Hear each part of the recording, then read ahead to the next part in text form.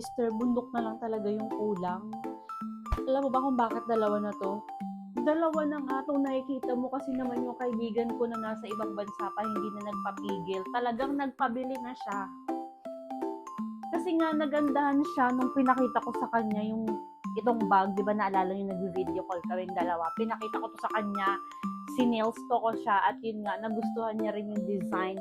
Pati yung kulay kasi nga aesthetic. So hindi napigilan ng babae, ang babae ay nagpabili.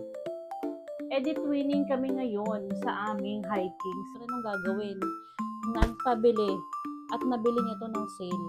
Hindi na niya pinalagpas kasi nga baka daw mawala pa at ang bilis na sold out ng mga color na ganito.